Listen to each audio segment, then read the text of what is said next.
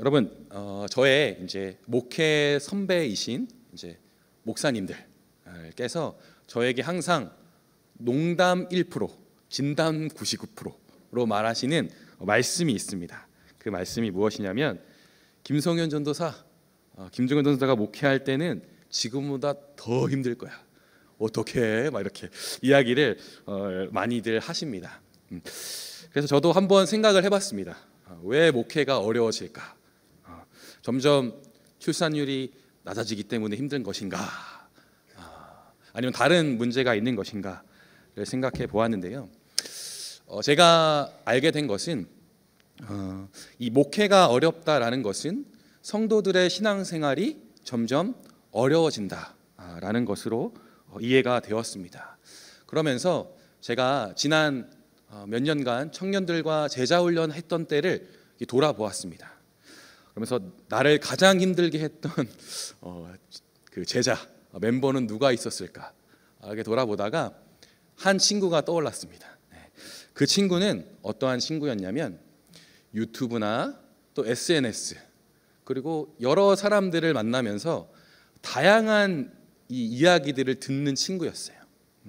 그 친구가 주일에 오면 항상 저를 어떻게 쳐다보았냐면 이렇게 봤어요. 항상 분노에 가득 찬 아이였습니다. 왜 그렇게 분노에 가득 찼는가? 그 친구의 이야기를 들어보니까 유튜브나 SNS 그리고 많은 사람들에게서 들은 잘못된 이 지식, 이 진리로 인해서 분노하고 있었습니다. 그러면서 저한테 항상 이야기했던 게 무엇이냐면, 이 한국 교회의 문제는 50대 이상 목사님들 때문이다. 이상한 소리를 어디서 듣고 와서 저한테 막 그렇게 화를 내기 시작합니다. 그러면 저는 그 이상한 논리, 거짓된 그 진리에 반박하여 성경 말씀으로 그 친구를 권면을 합니다. 그러면 그 친구는 저한테 이렇게 얘기합니다. 그럼 제가 다 잘못했다는 건가요? 얼마나 답답하고 화가 나는지. 그래도 주님이 사랑하라 주신 멤버이기 때문에 저는 끝까지 제가 배운 이 진리의 말씀을 그 친구한테 이야기하고 이해시키려고 굉장히 노력을 많이 했었습니다. 그렇게 거의 그 친구와 씨름을 1년을 했던 것 같습니다. 근데 그 친구의 가장 큰 문제는 진리의 말씀을 듣는 것보다 거짓된 이 말씀을 듣는 일들이 많이 있었다라는 겁니다. 이러한 생각을 하면서 성도들이 왜 신앙생활 하기가 힘드냐? 바로 우리가 쉽게 이러한 거짓된 메시지, 거짓된 진리들을 쉽게 접할 수 있다라는 것입니다. 유튜브를 통해서, SNS를 통해서 진리에 대한 다양한 이야기들을 우리가 듣게 됩니다.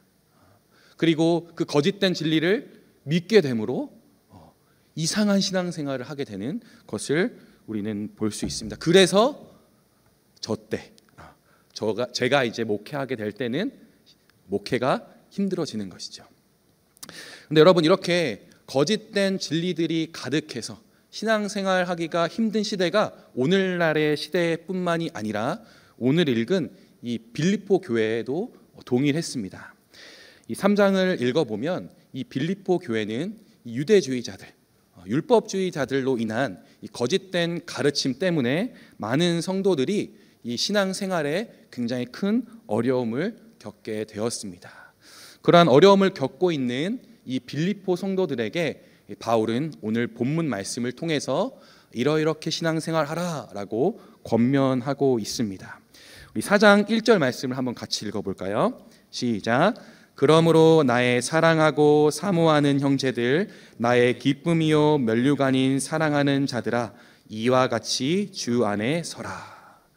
신앙생활하기 어려운 시대에 주 안에 서기 위해, 또 거짓된 진리가 가득한 이 세상 가운데 주 안에 서는 바른 신앙을 하기 위해서는 오늘 본문 말씀을 귀 담아 들어야 하는 것이죠.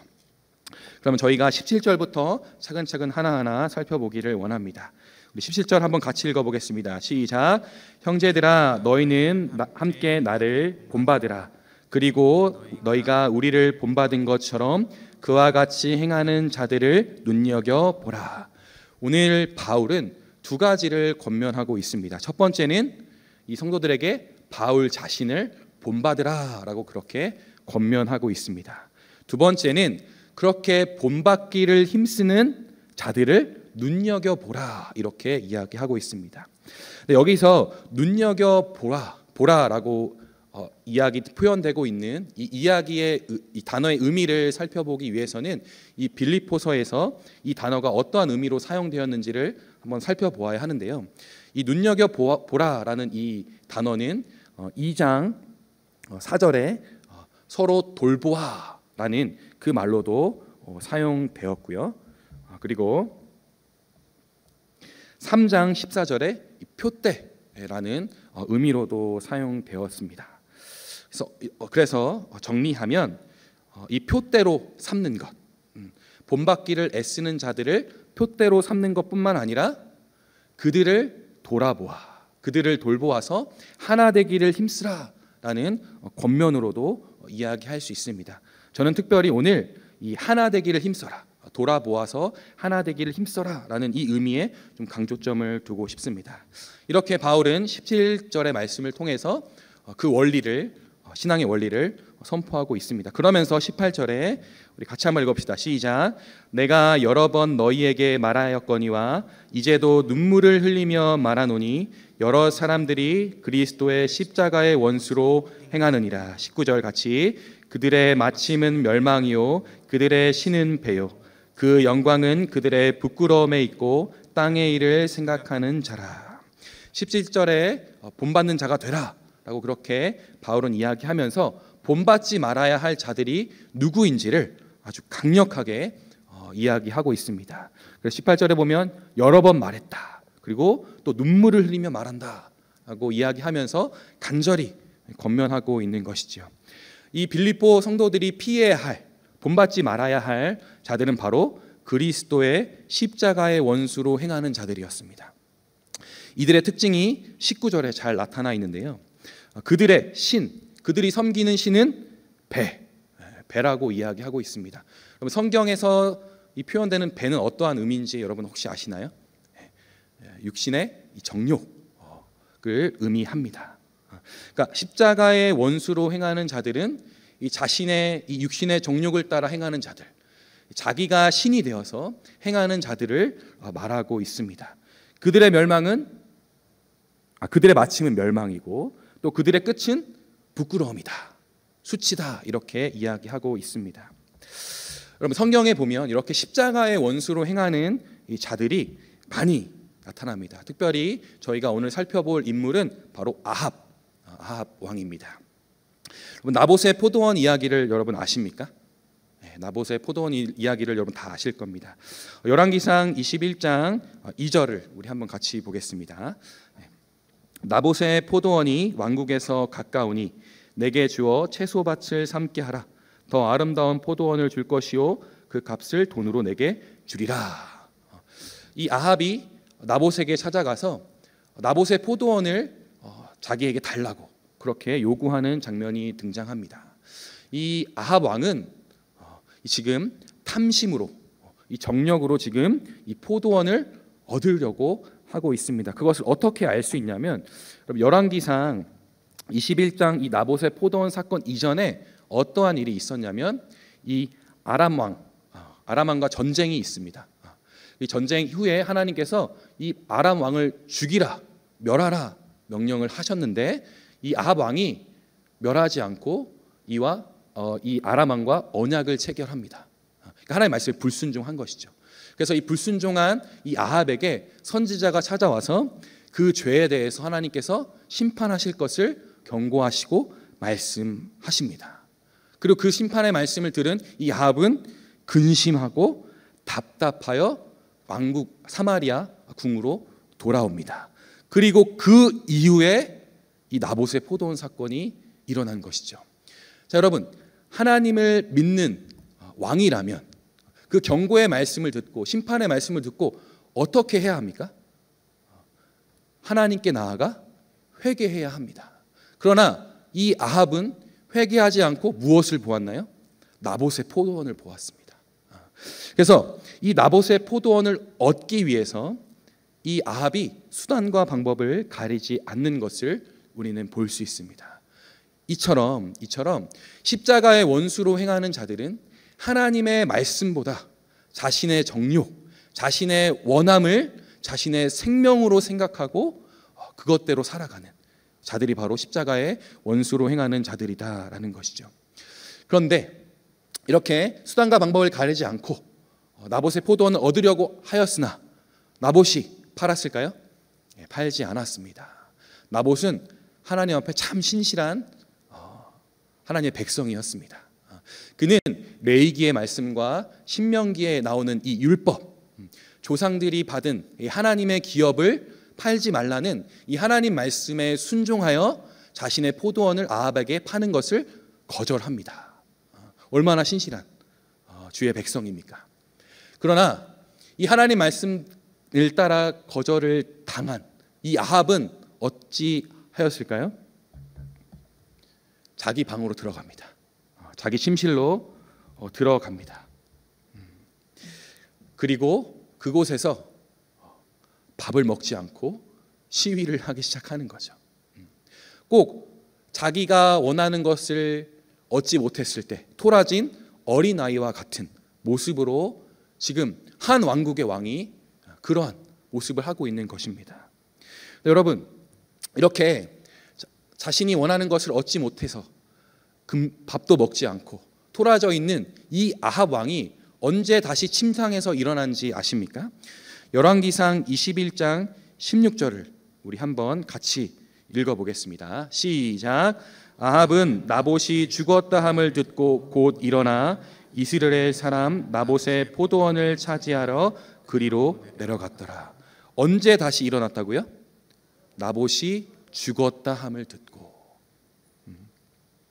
여러분, 이 아합 왕은 하나님이 세우신 이스라엘을 다스리는 왕입니다. 그런데 이 자신의 하나님의 백성을 보호하고 또 하나님의 백성이 하나님이 주시는 생명과 이 좋은 것들을 마음껏 누릴 수 있도록 옆에서 도와줘야 될 이 왕이 나봇 하나님의 백성을 어떻게 했습니까? 죽였습니다. 죽었다는 소식을 듣고 어떻게 했나요? 기뻐했습니다, 여러분. 왜? 자신이 원하는 나봇의 포도원을 가질 수 있게 되었기 때문입니다. 여러분, 이처럼 십자가의 원수로 행하는 자는 십자가로 말미암아 죽어가는 자들에게, 하나님의 백성들에게 생명을 주는 것이 아니라 생명을 빼앗는 그러한 짓을 하는 자들이 바로 십자가의 원수로 행하는 자들입니다.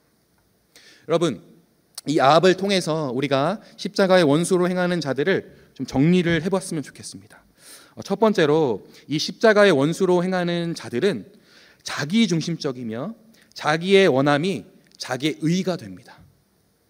자기의 생명이 됩니다. 그래서 수단과 방법을 가리지 않고 자신의 원함을 또 자신의 이 부족한, 이 만족하지 못하는 이 만족함을 채우려고 애쓰는 자들입니다.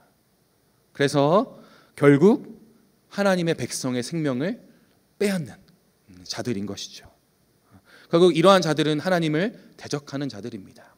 단순히 하나님 싫어요 이야기하는 자들이 아니라 적극적으로 하나님을 대적하는 원수된 자들인 것이죠.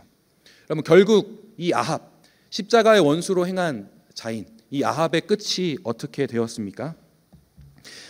열왕기상 21장 19절 말씀을 한번 같이 보겠습니다. 같이 읽어보겠습니다. 시작. 너는 그에게 말하여 이르기를 여호와의 말씀이 내가 죽이고 또 빼앗았느냐 하셨다 하고 또 그에게 이르기를 여호와의 말씀이 개들이 나봇의 피를 핥은 곳에서 개들이 내 피 곧 내 몸의 피도 핥으리라 하였다 하라. 자기의 욕심으로 말미암아 죽어버린, 돌에 맞아 죽어버린 나봇이 죽었던 그 장소에서 이 아합이 똑같은 죽임을 당하게 될 것을 하나님께서 말씀하고 있습니다. 이렇듯 자신의 종욕대로 살아가는 자들, 그 신이 바로 자기 자신인 자들은 멸망의 길로 빠지게 되는 것이죠. 이러한 자들을 우리는 피해야 하고 본받지 말아야 합니다. 다시 빌립보서로 넘어가서 바울은 그 다음으로 우리가 본받아야 할 자들이 누구인지에 대해서 가르쳐 주고 있습니다. 우리 20절과 21절 같이 한번 읽어보겠습니다. 시작. 그러나 우리의 시민권은 하늘에 있는지라 거기로부터 구원하는 자 곧 주 예수 그리스도를 기다리노니 그는 만물을 자기에게 복종하게 하실 수 있는 자의 역사로 우리의 낮은 몸을 자기의 영광의 몸의 형체와 같이 변하게 하시리라. 우리가 본받아야 될 자들은 바로 하늘의 시민권을 둔 자들, 즉 예수 그리스도를 소망하며 기다리는 자들이 바로 우리가 본받아야 할 자들입니다. 그들, 하늘의 시민권을 두고 그리스도를 기다리는 자들을 또 다른 말로 영생을 품은 자들, 영생을 소망하는 자들, 부활의 능력으로 살아가는 자들이라 이야기할 수 있습니다. 또한 이 바울은 이들을 또 어떻게 표현하고 있냐면 빌립보서 3장 7절에서 10절의 말씀을 우리 같이 한번 보겠습니다. 제가 한번 읽어드리겠습니다. 그러나 무엇이든지 내게 유익하던 것을 내가 그리스도를 위하여 다 해로 여길 뿐더러 또한 모든 것을 해로 여김은 내 주 그리스도 예수를 아는 지식이 가장 고상하기 때문이라. 내가 그를 위하여 모든 것을 잃어버리고 배설물로 여김은 그리스도를 얻고 그 안에서 발견되려 함이니 내가 가진 의는 율법에서 난 것이 아니요 오직 그리스도를 믿는 믿음으로 말미암은 것이니 곧 믿음으로 하나님께로부터 난 의라. 내가 그리스도와 그 부활의 권능과 그 고난의 참여함을 알고자 하여 그의 죽으심을 본받아. 또 이 바울뿐만 아니라 예수님도 동일한 말씀을 제자들에게 하고 있습니다. 누가복음 9장 23절에서 24절 우리 한번 같이 읽어보겠습니다. 시작. 또 무리에게 이르시되 아무든지 나를 따라오려거든 자기를 부인하고 날마다 제 십자가를 지고 나를 쫓을거니시라. 누구든지 제 목숨을 구원코자 하면 잃을 것이요 누구든지 나를 위하여 제 목숨을 잃으면 구원하리라. 바울과 또 예수님도 동일하게 이 영생을 소유한 자들, 그리스도를 기다리는 자들을 가르치고 계십니다. 영생을 소유하는 자들은 바로 그리스도를 아는 지식, 즉 복음을 위해 자기를 부인하고 날마다 제 십자가를 지고 주님을 따르는 자들입니다.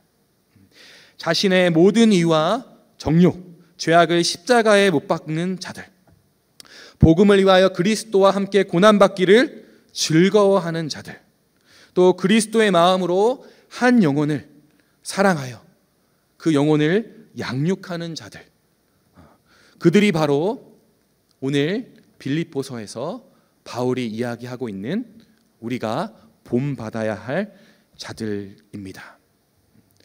여러분, 우리가 본받아야 될 자들은 유튜브에 있지 않습니다. 이 교회 밖에 있지 않습니다.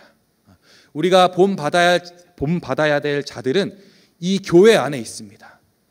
가깝게는 우리 셀 리더들, 한 영혼을 위해서 기도하고 또 한 영혼을 위해서 자신의 시간과 소유를 주님께 내어놓고 헌신하는 이 셀 리더들이 바로 우리가 본받아야 될 자들입니다. 그뿐만 아닙니다, 여러분. 주일학교 교사들이 바로 또 우리가 본받아야 되고 또 우리가 눈여겨봐야 할 자들입니다. 그들은 자신의 필요와 모든 것들을 포기하고 어린아이, 다음 세대들을 위해서 자신의 시간과 인생을 들인 십자가를 지고 주님을 따르는 자들입니다. 여러분, 그들을 눈여겨보십시오. 그들을 본받아 보시기 바랍니다. 그리고 또한 우리 말씀으로 우리를 양육해 주시는 목회자분들, 사역자분들도 우리가 본받아야 될 자들입니다. 또 우리가 눈여겨봐야 할 자들입니다. 그래서 저와 여러분이 먼 곳에서 이 신앙생활하기 힘든 이 세대를 살아가는 우리가 먼 곳에서 본받을 자를 찾는 것이 아니라 이 교회 안에서 자기를 부인하며 날마다 십자가를 지고 가는 성도들 한 사람 한 사람을 본받고 그 사람들을 눈여겨보고 그 사람들을 돌아보아 하나 되기를 힘쓰는 저와 여러분이 되시기를 간절히 소망합니다.